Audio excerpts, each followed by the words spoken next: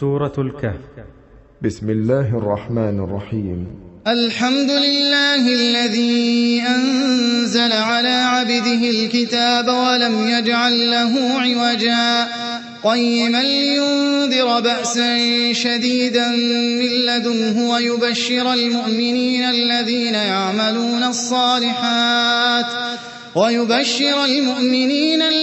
يعملون الصالحات أن لهم أجرا حسنا ماكثين فيه أبدا وينذر الذين قالوا اتخذ الله ولدا ما لهم به من علم ولا لآبائهم كبرت كلمة تخرج من أفواههم إن يقولون إلا كذبا فلعلك باخع نفسك على آثارهم إن لم يؤمنوا بهذا الحديث أسفا إنا جعلنا ما على الأرض زينة لها لنبلوهم أيهم أحسن عملا وإنا لجاعلون ما عليها صعيدا جرزا أم حسبت أن أصحاب الكهف والرقيم كانوا من آياتنا عجبا إذ أوى الفتية إلى الكهف فقالوا ربنا آتنا من لدنك رحمة وهيئ لنا من أمرنا رشدا فضربنا على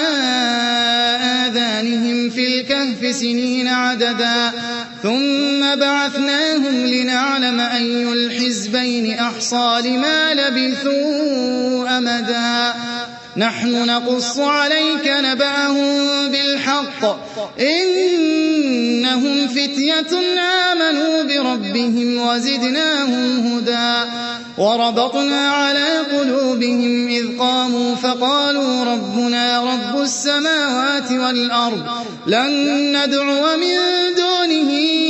إلها لقد قلنا إذا شططا هؤلاء قوم اتخذوا من دونه آلهة لولا يأتون عليهم بسلطان بين فمن أظلم ممن افترى على الله كذبا وإذ اعتزلتموهم وما يعبدون إلا الله فأووا إلى الكهف ينشر لكم ربكم من رحمته ويهيئ لكم من أمركم مرفقا وترى الشمس إذا طلعت تزاور عن كهفهم ذات اليمين وإذا غربت تقرضهم ذات الشمال وهم في فجوة منه ذلك من آيات الله من يهد الله فهو المهتد ومن يضلل فلن تجد له وليا مرشدا وتحسبهم أيقاظا وهم رقود ونقلبهم ذات اليمين وذات الشمال وكلبهم باسط ذراعيه بالوصيد لو اطلعت عليهم لوليت منهم فرارا ولملئت منهم رعبا وكذلك بعثناهم ليتساءلوا بينهم قال قائل منهم كم لبثتم قالوا لبثنا يوما أو بعض يوم قالوا ربكم أعلم بما لبثتم فابعثوا أحدكم بورقكم هذه إلى المدينة فلينظر أيها أزكى طعاما فليأتكم برزق منه وليتلطف ولا يشعرن بكم أحدا إنهم إن يظهروا عليكم يرجموكم أو يعيدوكم في ملتهم ولن تفلحوا إذن أبدا وكذلك أعثرنا عليهم ليعلموا أن وعد الله حق وأن الساعة لا ريب فيها إذ يتنازعون بينهم أمرهم فقالوا ابنوا عليهم بنيانا ربهم أعلم بهم قال الذين غلبوا على أمرهم لنتخذن عليهم مسجدا سيقولون ثلاثة رابعهم كلبهم ويقولون خمسة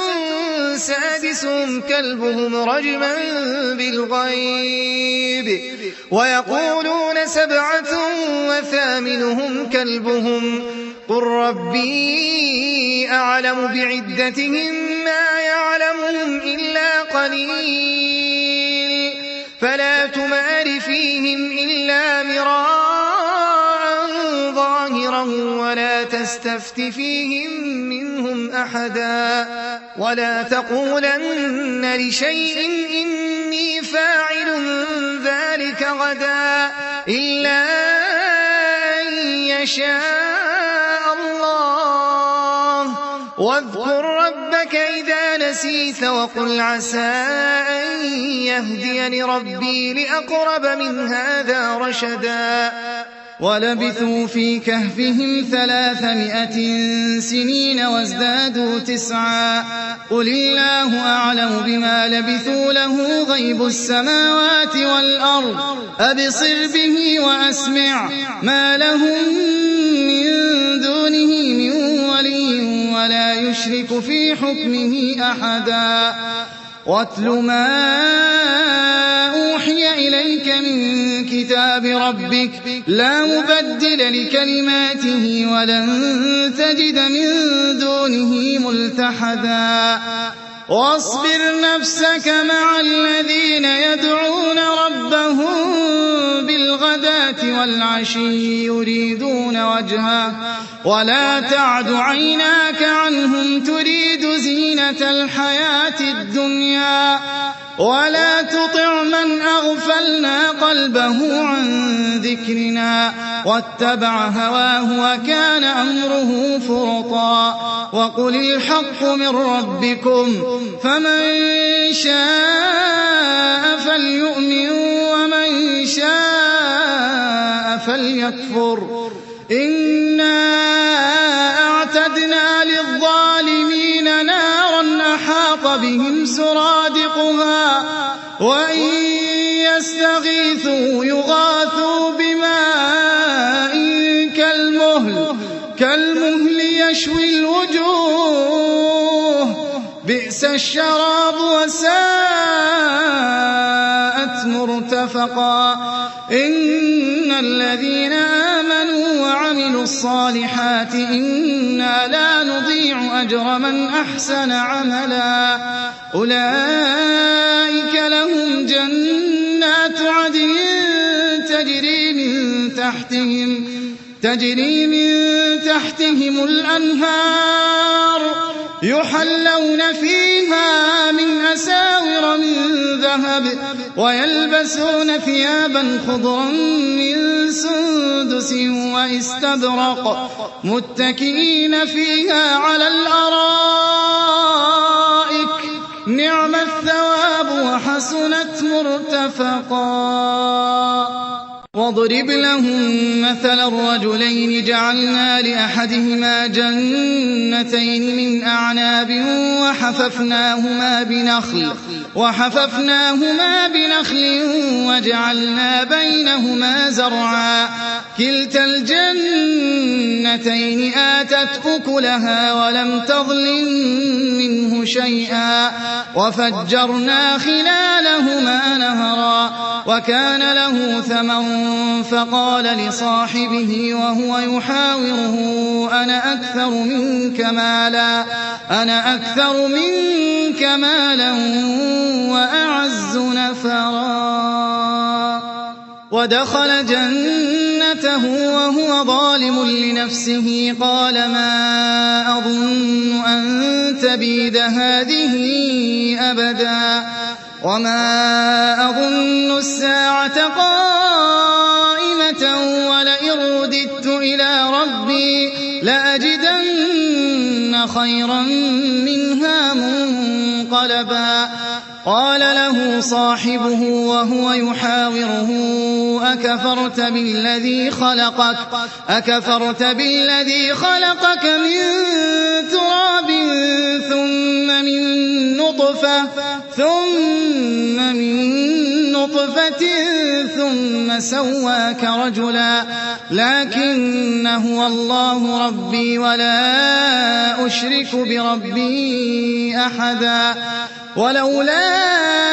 إذ دخلت جنتك قلت ما شاء الله لا قوة إلا بالله إن ترني أنا أقل منك مالا وولدا فعسى ربي أن يؤتيني خيرا من جنتك ويرسل عليها حسبانا من السماء فتصبح صعيدا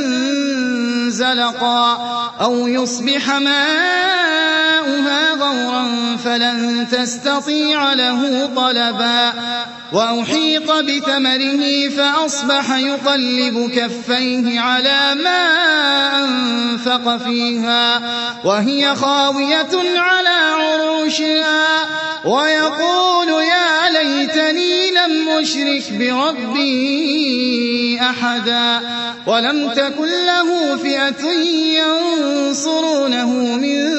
دون الله وما كان منتصرا هنالك الولاية لله الحق هو خير ثوابا وخير عقبا واضرب لهم مثل الحياة الدنيا كماء أنزلناه من السماء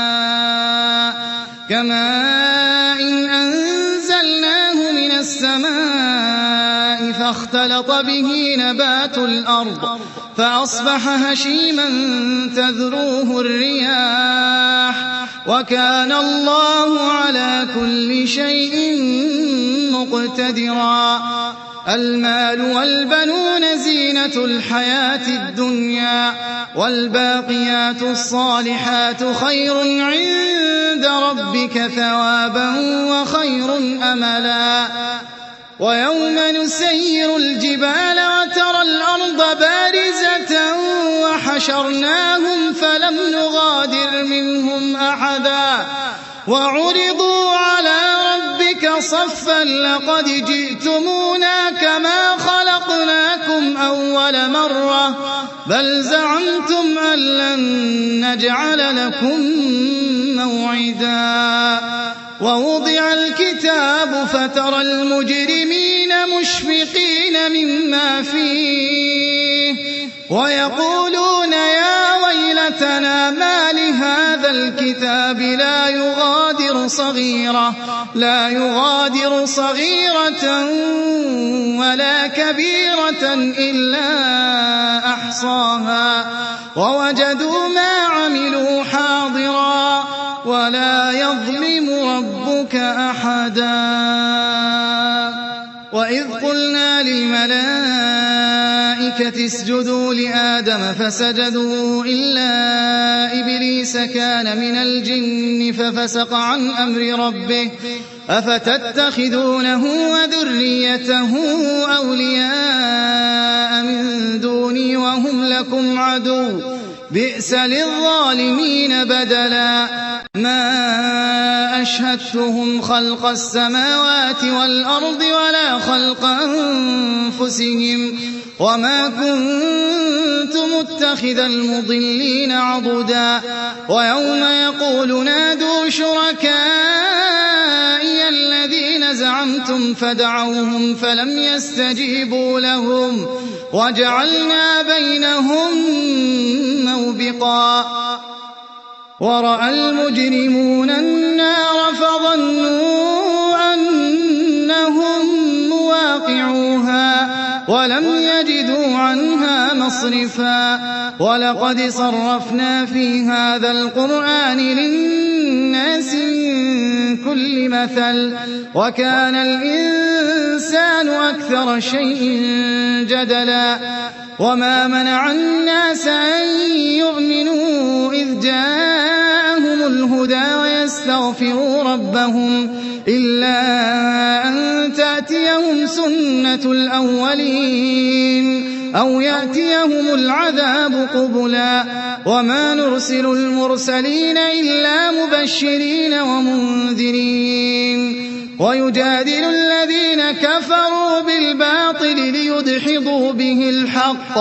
واتخذوا آياتي وما أنذروا هزوا ومن أظلم ممن ذكر بآيات ربه فأعرض عنها ونسي ما قدمت يداه إنا جعلنا على قلوبهم أكنة أن يفقهوه وفي آذانهم وقرا وإن تدعهم إلى الهدى فلن يهتدوا إذن أبدا وربك الغفور ذو الرحمة لو يؤاخذهم بما كسبوا لعجل لهم العذاب بل لهم موعد لن يجدوا من دونه موئلا وتلك القرى أهلكناهم لما ظلموا وجعلنا لمهلكهم موعدا وإذ قال موسى لفتاه لا أبرح حتى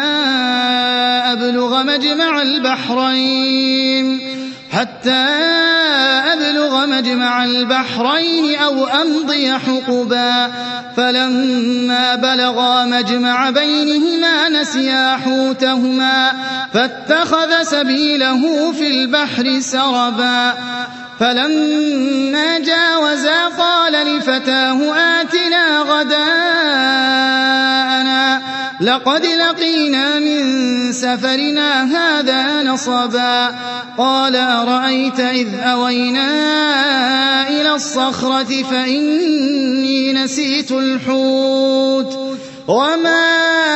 أنسانيه إلا الشيطان أن أذكره واتخذ سبيله في البحر عجبا قال ذلك ما كنا نبغي فارتدا على آثارهما قصصا فوجدا عبدا من عبادنا آتيناه رحمة من عندنا وعلمناه من لدنا علما قال له موسى هل أتبعك على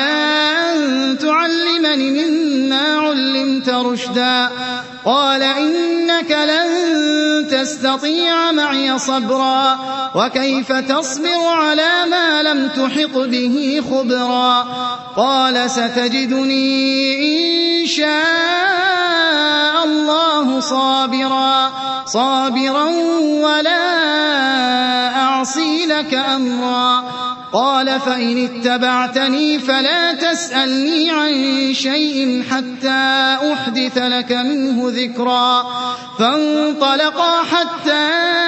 إذا ركبا في السفينة خرقها قال أخرقتها لتغرق أهلها لقد جئت شيئا إمرا قال ألم أقل إنك لن تستطيع معي صبرا قال لا تؤاخذني بما نسيت ولا ترهقني من أمري عسرا فانطلقا حتى إذا لقيا غلاما فقتله قال أقتلت نفسا زكية بغير نفس لقد جئت شيئا نكرا قال ألم أقل لك إنك لن تستطيع معي صبرا قال إن سألتك عن شيء بعدها فلا تصاحبني قد بلغت من لدني عذرا فانطلقا حتى إذا أتيا أهل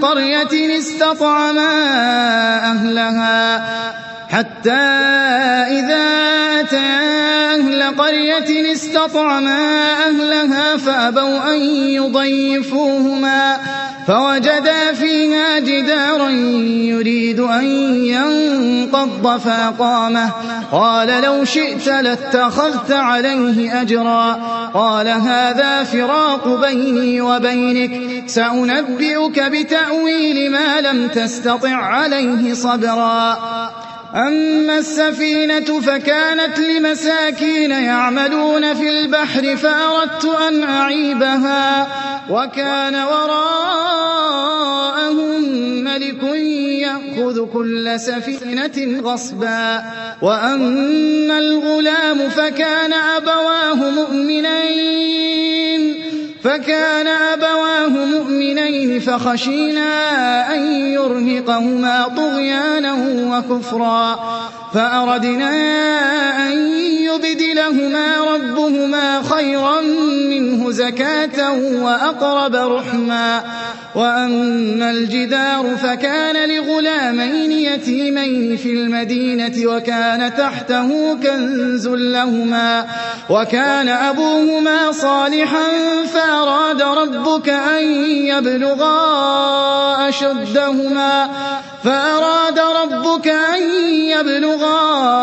أشدهما ويستخرجا كنزهما رحمة من ربك وما فعلته عن أمري ذلك تأويل ما لم تسطع عليه صبرا ويسألونك عن ذي القرنين قل سأتلو عليكم منه ذكرا إنا مكنا له في الأرض وآتيناه من كل شيء سببا فأتبع سببا حتى إذا بلغ مغرب الشمس وجدها تغرب في عين حمئة ووجد عندها قوما قلنا يا ذا القرنين إما أن تعذب وإما أن تتخذ فيهم حسنا قال أما من ظلم فسوف نعذبه ثم يرد إلى ربه فيعذبه عذابا نكرا وأما من آمن وعمل صالحا فله جزاء الحسنى وسنقول له من أمرنا يسرا ثم أتبع سببا حتى إذا بلغ مطلع الشمس وجدها تطلع على قوم لم نجعل لهم من دونها سترا كذلك وقد أحطنا بما لديه خبرا ثم أتبع سببا حتى إذا بلغ بين السدين وجد من دونهما قوما لا يكادون يفقهون قولا قالوا يا ذا القرنين إن يأجوج ومأجوج مفسدون في الأرض فهل نجعل لك خرجا على أن تجعل بيننا وبينهم سدا قال ما مكني فيه ربي خير فأعينوني بقوة أجعل بينكم وبينهم ردما آتوني زبر الحديد حتى إذا ساوى بين الصدفين قال انفخوا حتى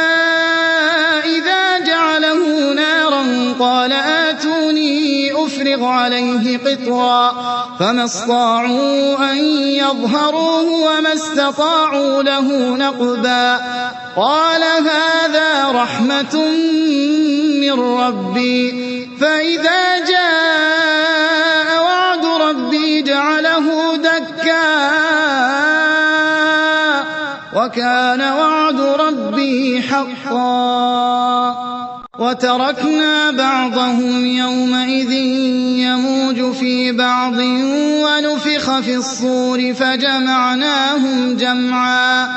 وعرضنا جهنم يومئذ للكافرين عرضا الذين كانت أعينهم في غطاء عن ذكري وكانوا لا يستطيعون سمعا أفحسب الذين كفروا أن يتخذوا عبادي من دوني أولياء إنا أعتدنا جهنم للكافرين نزلا قل هل ننبئكم بالأخسرين أعمالا الذين ضل سعيهم في الحياة الدنيا وهم يحسبون أنهم يحسنون صنعا أولئك الذين كفروا بآيات ربهم ولقائه فحبطت أعمالهم فلا نقيم لهم يوم القيامة وزنا ذلك جزاؤهم جهنم بما كفروا واتخذوا آياتي ورسلي هزوا إن الذين آمنوا وعملوا الصالحات كانت لهم جنات الفردوس نزلا خالدين فيها لا يبغون عنها حولا قل لو كان البحر مدادا لكلمات ربي لنفد البحر قبل أن تنفد كلمات ربي ولو جئنا بمثله مددا قل إنما أنا بشر مثلكم يوحى إلي أنما إلهكم إله واحد فمن كان يرجو لقاء ربه فليعمل عملا صالحا ولا يشرك بعبادة ربه أحدا